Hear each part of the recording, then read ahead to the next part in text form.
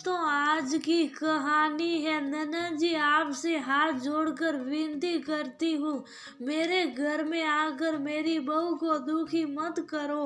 दोस्तों, कहानी शुरू करने से पहले अगर आपने हमारे चैनल को अभी तक सब्सक्राइब नहीं किया हो तो कर लीजिए, ताकि आपके पास पहुंच सके हर नया वीडियो। बहू, तुम्हारे हाथ खाली क्यों हैं? इन सोने की चूड़ियों के साथ कुछ हरी चूड़ियाँ भी डाल लो। खाली हाथ अच्छे नहीं लगते हैं। और हाँ, माथे पर और कुछ नहीं तो छोटी सी काली बिंदी ही लगा लो। मैं जानती हूँ तुम्हें सजना संवरना अब अच्छा नहीं लगता। अरे इस बिंदी मत समझो, नजर का काला टीका समझ लो। आसपास के लोग हमारे रिश्ते से कितना जलते हैं ये तुम जानती नहीं हो। उमा जी अपनी बहू सुरभि से कहती हैं। सुरभि हंसते हुए बोली, क्या मम्मी जी, आप भी कुछ भी कहती रहती हैं। आज तक सास बहू के रिश्ते से कोई जला है जो हमारे पड़ोसी जलेंगे? हाँ, वो बात अलग है कि आप मुझे बहुत से ज्यादा बेटी समझती हैं। अब जलने वाले जलते रहे, हमें क्या है। इतना कहकर सुरभि हंसते हुए अपनी सास की बात मानी और हाथों में कुछ चूड़ियां डाली और काली बिंदी लगाकर अपने काम पर चली गई। जाती हुई सुरभि को देखकर उमा जी की आंखों में आंसू आ गए। तभी उनके पति लखन जी आए और बोले, उमा जी, जो बीत गया उसके लिए आंसू मत बहाओ। ये देखो, हमारा भविष्य स्कूल जाने के लिए तैयार है और किसी के लिए नहीं तो इसके लिए मुस्कुराओ। उमा जी अपने पोते विम्बू के लिए मुस्कुराने लगी तो विम्बू बोला, दादी, मम्मा कहती हैं जो स्ट्रांग होते हैं वह रोते नहीं। आप भी मत रोना, आप भी बहुत स्ट्रांग हो। लखन जी बोले, मैं इसे स्कूल छोड़कर आता हूँ, फिर बैठकर बातें करेंगे। इतना कहकर वह चले गए। सबके जाने के बाद उमा जी घर के छोटे मोटे काम करके बहू की मदद किया करती थी। जब सुरभि के कमरे में उसकी चीजों को वो व्यवस्थित कर रही थी, सुरभि की ड्रेसिंग टेबल पर ढेर सारे रंग बिरंगी चूड़ियां थी। वहीं उनके बेटे अमन की तस्वीर थी जो कुछ साल पहले एक दुर्घटना में चल बसा था। उमा जी के एक हाथ में नीली चूड़ियां और दूसरे हाथ में अपने बेटे की तस्वीर थी।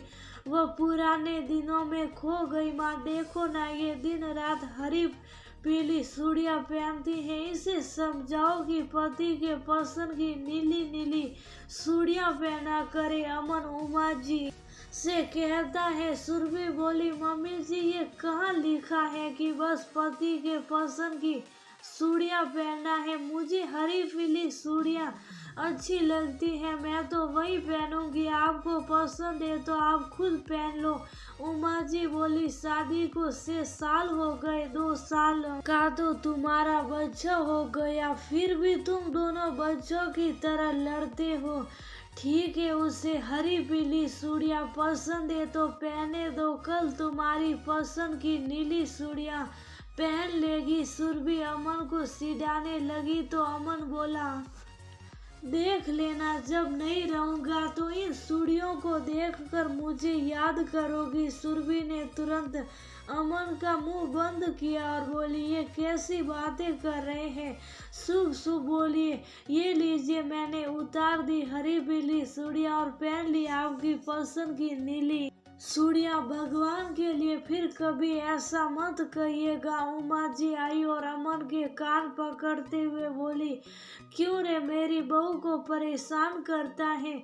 ऐसी बातें करके तुम इसका नहीं मेरा भी मन दुखाते हो। बेटा, तुम्हें देख कर ही तो हम सब जी रहे हैं। तुम्हारे बिना हम अपनी जिंदगी की कल्पना भी नहीं कर सकते। अमन माँ और पत्नी दोनों के गले में हाथ डालकर बोला, माँ, जिंदगी का क्या भरोसा, पर अब हम सब कि जिंदगी को आगे चलाने वाला आ गया है। अब पकड़ो अपने पोते को, मैं ऑफिस चलता हूँ। इतना कहकर अपनी मोटरसाइकिल स्टार्ट किया और निकल गया।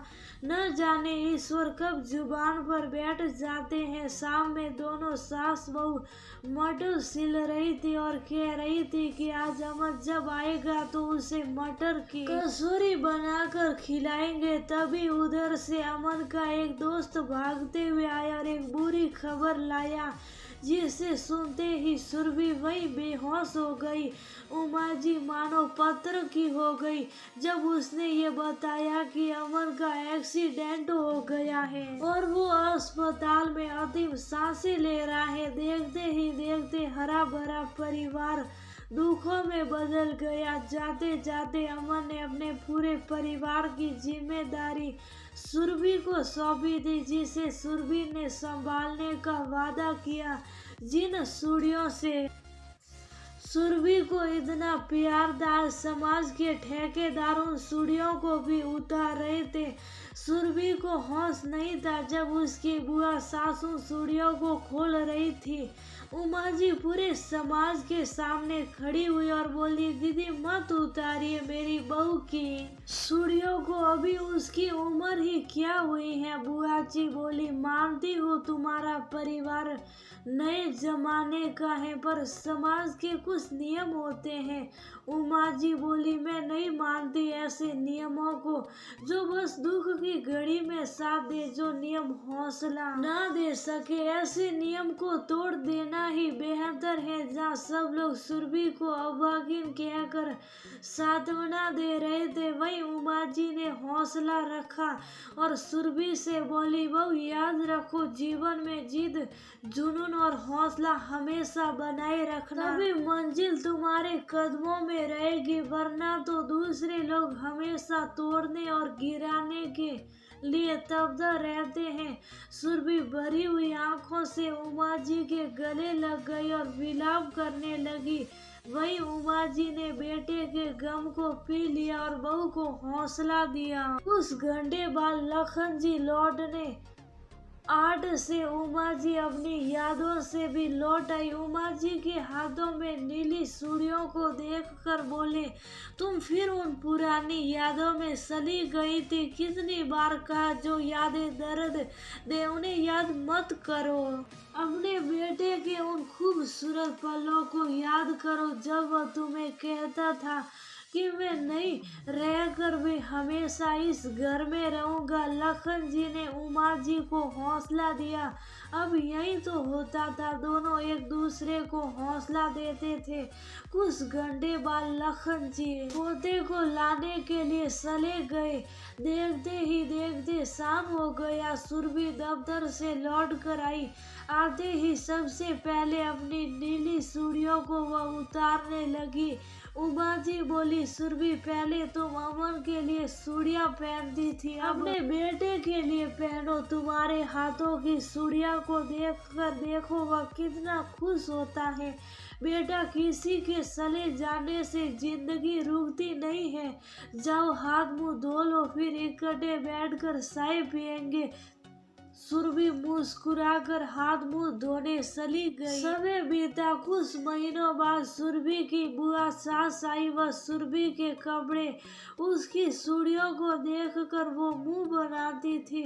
सुरभि उस पर ध्यान नहीं देती और अपना काम करती थी। एक रोज जब वह दफ्तर गई तो बुआ जी बोली, उमा भाभी, सुरभि को अमन की नौकरी क्या मिल गई, उसके तो रंग ही बदल गए हैं। देखना उसका मन कहीं और न लग जाए और तुम सब उसकी राह देखती रह जाओ। लखन जी बोले, दीदी जब भी आती हो कड़वी बातें ही करती हो और जो आप कह रही हैं वो तो हम कब से चाहते हैं। काश कि सुरभि की जिंदगी में फिर कोई आए और उसके जीवन का हर रंग और हर खुशी लौट आए।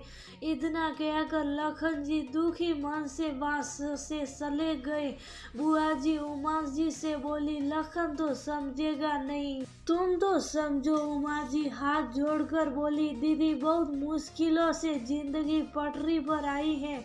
अपनी कड़वी बातों से मन दुखी मत कीजिए और ऐसा ना हो आपकी बातें सुनकर मेरा दिल आपकी तरफ से कड़वा हो जाए। बस मेरी बहू और मेरे पोते को आशीर्वाद दीजिए। हमने तो जिंदगी जी ली, उसके सामने तो पूरा जीवन पड़ा है। कभी खुद को उसकी जगह रख कर देखिए, तब उसके दर्द का एहसास होगा। इतना कहकर उमा जी चाय पीने लगी। सुरभि दफ्तर से लौटी। लखन जी बोले, पापा जी ये आपकी और मम्मी जी की पूरे महीने की दवाई है। बिजली का बिल मैंने भर दिया है और इलेक्ट्रीशियन को बोली हूँ ऊपर के बाथरूम में भी गीजर लगा देगा, ताकि बुआ जी को नहाने के लिए नीचे नहीं आना पड़ेगा। और हाँ बुआ जी, आपको कसूरी और जलेबी बहुत पसंद है, वो भी लेकर आई हूँ। कपड़े बदल कर आती हूँ, फिर सबको देती हूँ। इतना कहते हुए सुरभि कमरे में चली गई। बुआ जी आरसी से सुरभि की तरफ देख रही थी। लखन जी बोले, दीदी देख रही हैं, ये अपने आंसुओं को पीकर हम सबको खुश करने की कोशिश करती है। थोड़ी देर बाद जब सुरभि सबको कचौरी और जलेबी दे रही थी, तो बुआ जी ने उसके हाथों को पकड़ा और बोली, बहू तुम्हारे हाथ खाली क्यों है? सोने की चूड़ियों के साथ 2 नीली चूड़ियां भी डालो। मैं अपने पुराने शब्दों के लिए माफी चाहूंगी, पर तुम्हारे खाली हाथ अच्छे नहीं लगते हैं। बुआ जी की बातों को सुनकर सुरभि की आंखें भर आई। उमा जी सुरभि के आंसुओं को पोंछते हुए बोली, बहुत संसार में बहुत अंधेरा है, पर तुम्हें हर पल उम्मीदों का दिया जलाए रखना होगा, तभी तो तुम्हारे हौसले देखकर मुश्किलें भी अपने आप तुम्हें रास्ता देगी। सुरभि बोली, जब आप सबका साथ है तो मैं हौसला कैसे हार सकती हूँ? और फिर हम सबके भविष्य को भी तो यही हौसला देना होगा, तभी तो इस संसार के रूढ़िवादी नियमों को ये बदलेगा। हम अपनी सोच बदलेंगे तो देखना मम्मी जी, आने वाले भविष्य में हर किसी की मानसिकता बदलेगी। इतना कहकर सुरभि ने पहली जलेबी अपने बच्चे को खिलाई और मुस्कुराने लगी। उसकी मुस्कुराहट देखकर सभी के चेहरे खुश हो गए। दोस्तों, ऐसा क्यों होता है कि समाज अपनी सहूलियत के हिसाब से अपने नियम बदल लेता है? जो इंसान पहले से दुखी है, क्या अपने नियमों से समाज को उससे और दुखी करना चाहिए, या उनमें कुछ बदलाव लाकर उससे कि इंसान को खुश रहने के लिए प्रोत्साहित करना चाहिए? मरने वालों का दर्द तो होता ही है, लेकिन उनके साथ मारा थोड़ी जाता है। लेकिन ये समाज हमें जीने नहीं देता है।